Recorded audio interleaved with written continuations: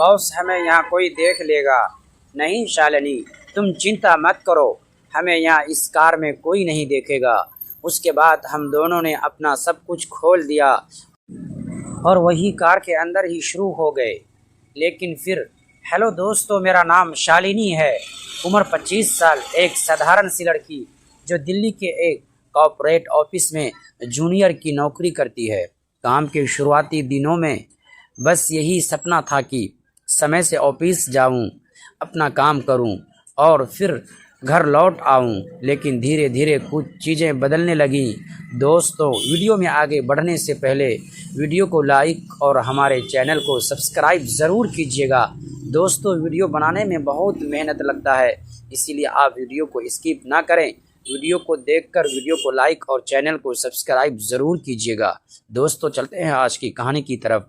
हमारे ऑफिस के एडमी विक्रम मेहरा, एक ऐसा नाम जो हर लड़की के दिल की धड़कनों में कहीं ना कहीं धंसा हुआ था।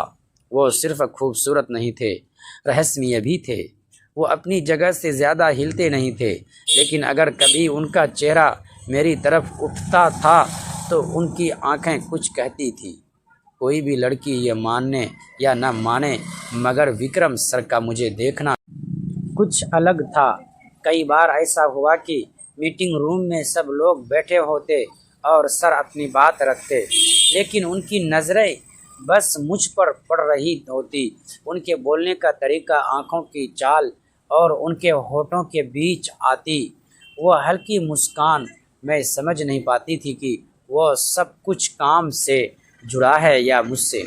एक दिन शाम को मीटिंग लेट हो गई, बारिश हो रही थी और मैंने रिक्वेस्ट की कि मैं ऑफिस से जल्दी निकल जाऊं, लेकिन सर ने मुझे रोक लिया। शालिनी, उन्होंने मेरी ओर देखते हुए कहा, इतनी बारिश में निकलोगी कैसे? कोई पर्सनल ट्रांसफर है तुम्हारे पास? मैंने हिचकिचाकर सिर हिलाया, नहीं सर। ऑटो लूँगी, ऑटो। वो मुस्कुराए, इतनी बारिश में तो ऑटो वाले खुद छाता लेकर बैठे होंगे। मैं हंसी, नहीं, बस झेप गई। ठीक है, उन्होंने कहा, तुम्हें मैं छोड़ देता हूँ। मैं कुछ बोल ही नहीं पाई। सर, आप, मेरी आवाज़ हल्की कांप रही थी। हाँ, मैं टेंशन में हूँ।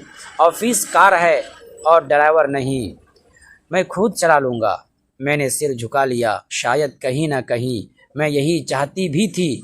5 मिनट में हम दोनों ऑफिस की पार्किंग में थे। कार बिल्कुल काली, बड़ी एसयूवी थी। अंदर डार्क ब्राउन इंटीरियर और हल्की सी डिफ्यूज लाइट जल रही थी। बाहर बारिश और अंदर सन्नाटा।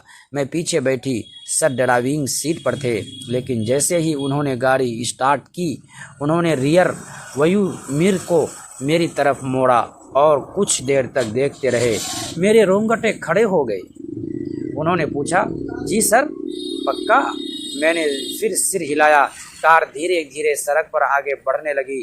बाहर बारिश की बूंदें शीशों पर कुछ लिखती जा रही थी। अंदर सिर्फ गाड़ी की आवाज़ थी। और शालिनी, तुम चिंता मत करो, हमें हर मुश्किल का सामना साथ साथ करना है।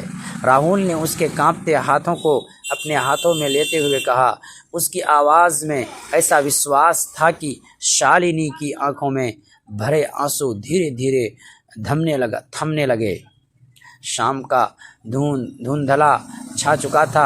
छोटे से कमरे की खिड़की से आती हल्की हवा पर्दों को हिला रही थी, लेकिन शालिनी के मन में चल रहा तूफान थमने का नाम नहीं ले रहा था। कुछ ही दिनों पहले उसके पिता की नौकरी छूट गई थी और घर की सारी जिम्मेदारी अचानक उसी पर आ पड़ी थी। पढ़ाई, घर का खर्चा, माँ की दवाई, सब कुछ एक साथ संभालना उसे असंभव लग रहा था। लेकिन राहुल, अगर मैं सब संभाल नहीं पाई तो? उसने धीमे स्वर में पूछा। राहुल मुस्कुराया, तुम अकेली कब हो? हम दोनों मिलकर रास्ता निकालेंगे। मुश्किलें जितनी बड़ी लगती हैं उतनी होती नहीं, बस उन्हें हराने का हौसला चाहिए। उसकी बातों में ऐसा सुकून था जैसे तपते रेगिस्तान में अचानक ठंडी बारिश हो जाए। शालिनी ने गहरी सांस ली।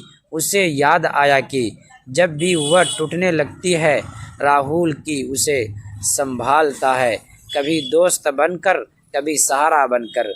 अगले ही दिन दोनों ने मिलकर योजना बनाई। शालिनी ने पार्ट टाइम नौकरी ढूंढनी शुरू की और राहुल ने अपनी बचत से उसके घर की कुछ ज़रूरतें पूरी कर दी। धीरे धीरे हालात बदलने लगे। शालिनी की मेहनत रंग लाई, उसे अच्छी नौकरी मिल गई और घर में फिर से उम्मीद की रोशनी लौट आई। कुछ महीनों बाद वही कमरा अब उदासी नहीं, खुशियों से भरा था। शालिनी ने मुस्कुरा कर राहुल से कहा, अगर उस दिन तुम मुझे हिम्मत न देते तो शायद मैं हार मान लेती। राहुल ने हल्के से जवाब दिया, मैंने सिर्फ याद दिलाया था कि तुम कितनी मजबूत हो, असली जीत तुम्हारी हिम्मत की है। शालिनी की आंखों में इस बार आंसू थे, लेकिन ये आंसू डर के नहीं, खुशी के थे। उसे समझ आ गया था कि जिंदगी की सबसे बड़ी ताकत पैसे या हालात नहीं, बल्कि वो लोग होते हैं जो मुश्किल समय में हमारा हाथ थामे रहते हैं। दोस्तों, अगली पार्ट देखने के लिए प्लीज़ चैनल को सब्सक्राइब ज़रूर कीजिएगा।